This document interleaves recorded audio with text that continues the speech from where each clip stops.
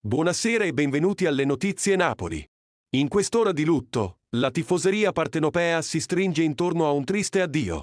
Un grande uomo e appassionato tifoso del Napoli ci ha lasciati, lasciando un vuoto nel cuore di tutti gli amanti del calcio.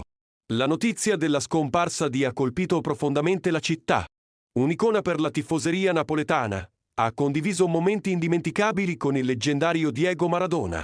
Carlo Alvino, noto commentatore sportivo, ha reso omaggio a Luca Alfano con un toccante messaggio sui social media. Condividendo una foto memorabile con Maradona, Alvino ha scritto: «È volato in cielo un grande tifoso del Napoli, Luca Alfano. Lo ricordo così, pubblicando la foto con Maradona. Con il più grande di tutti.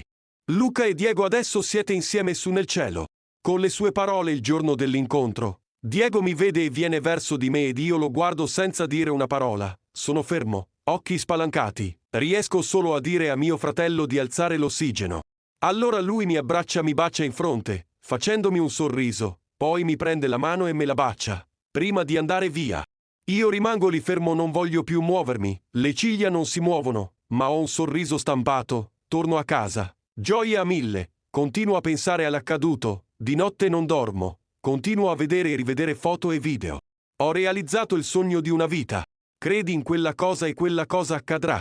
In questo momento di dolore, la tifoseria napoletana si unisce nel ricordo di Luca Alfano, un uomo che ha vissuto la sua passione per il Napoli al massimo.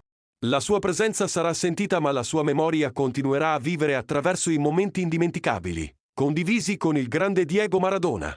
Napoli piange la perdita di un grande uomo, ora parte di una squadra celeste nel cielo. Con questo, concludiamo le Notizie Napoli, augurando conforto a tutti coloro che piangono la scomparsa di Luca Alfano. Forza Napoli sempre e tutto per lei.